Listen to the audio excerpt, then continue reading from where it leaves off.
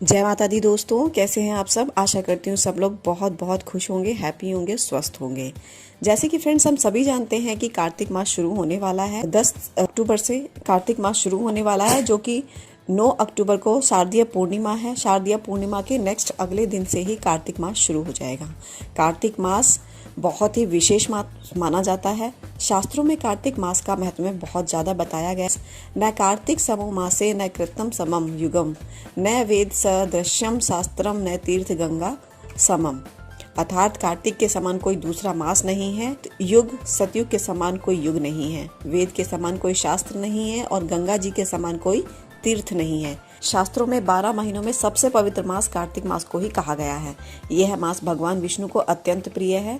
यह भी मान्यता है कि कार्तिक मास में किया गया धार्मिक कार्य अनंत गुना फल देता है। इसी माह में अधिकतम व्रत व त्योहार पड़ते हैं।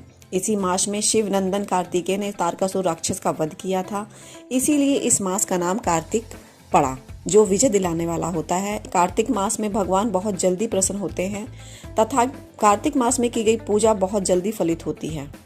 जानते हैं कार्तिक मास में क्या करना चाहिए और क्या नहीं करना चाहिए। जैसे कि हम सभी जानते हैं फ्रेंड्स कि 10 अक्टूबर 2022 यानी कि 10 अक्टूबर से कार्तिक मास प्रारंभ हो रहा है, जो कि पुण्य प्रदाता मास कहा गया है। कार्तिक मास शरद पूर्णिमा से शुरू होकर के कार्तिक पूर्णिमा तक पूरे माह तक ही चलता है। में सूर्योदय से पूर्ण स्नान करना चाहिए। कार्तिक मास में इस प्रकार सूर्योदय के पूर्व किसी पवित्र नदी, गंगा, यमुना आदि में स्नान करना अत्यंत फलदायी माना जाता है। किंतु यदि नदी की उपलब्धता ना हो तभी नहाने के पानी में गंगा जल डालकर स्नान करके भी गंगा स्नान के बराबर पुण्य फलदायी माना गया है। गंगा जल को विष्णु जी के चरणों का धोवन माना जाता है, अतः गंगा स्नान का बहुत महत्व होता है। कार्तिक मास में किसकी होती है पूजा? कार्तिक मास में विशेषतः राधा कृष्ण तुलसी जी की पूजा की जाती है। पीपल, आंवला, शिव जी, कार्तिकेय व सूर्य की पूजा भी की जाती है। कार्तिक मास में प्रतिदिन विष्णु जी को तुलसी एवं सूर्य को अवश्य जल चढ़ाना चाहिए। तभी सभी देवताओं की परिक्रमा भी अवश्य करनी चाहिए। सायंकाल में भगवान व तुलसी जी की पूजा कर दीपदान अवश्य करना चाहिए। कार्तिक मास में कुछ नियम बताए गए हैं जिनका पालन हमें निश्चित तौर पर करना चाहिए। जितना संभव हो सके फ्रेंड्स उतने हमें जरूर करने चाहिए। सबसे पहला नियम है प्रातः स्नान करना। सूर्योदय से पूर्व किसी नदी में स्नान करें या घर पर गंगा जल डालकर स्नान करना चाहिए। तुलसी पूजा करनी चाहिए। कार्तिक मास में प्रतिदिन स्नान के पश्चात तुलसी जी को पंचोपचार से पूजा करें, अर्थात जल, हल्दी, चंदन, कुमकुम, पुष्प, गंध, वैद्य, आरती आदि अवश्य करना चाहिए। कार्तिक मास में दीपदान का भी बहुत ही ज़्यादा महत्व है दोस्तों। यदि कुछ ना भी हो सके तो दीपदान तो अवश्य ही करना चाहिए। अतः किसी भी मंदिर, भगवान विष्णु के समक्ष या घर में तुलसी जी के समक्ष, आंवला वृक्ष के पास या चौराहे पर जो भी सुविधा अनुसार उपलब्ध हो दीप अवश्य जलाए चाहिए। तुलसी के समीप दीप जलाने से मनुष्य अनंत पुण्य का भागी बनता है।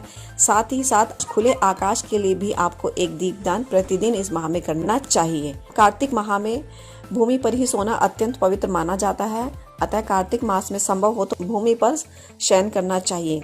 इससे मन में सात्विकता प्रवृत्ति का उदय होता है। कार्तिक मास में ब्रह्मचर्य का पालन भी करना चाहिए। इस मास में वन, वचन और कर्मों से पूर्णतः ब्रह्मचर्य का पालन करना चाहिए, क्योंकि यह अत्यंत ही पवित्र काल माना जाता है। इसलिए इस मास में पवित्र विचारों का ही चिंतन मनन होना चाहिए। जप, तप, इन सब का बहुत ही ज़्यादा महत्व है कार्तिक मास में।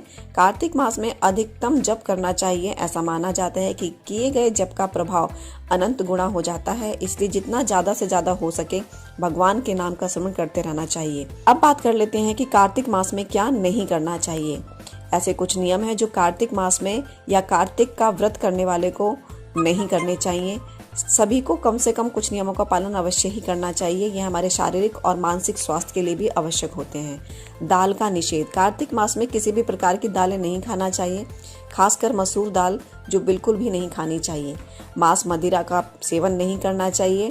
किसी भी प्रकार की हिंसा न करते हुए पूर्ण पवित्रता के साथ बिताना चाहिए। इस मास में मांस व मदिरा का सेवन नहीं करना चाहिए, अन्यथा व्यक्ति के समस्त पुण्य नष्ट हो जाते हैं।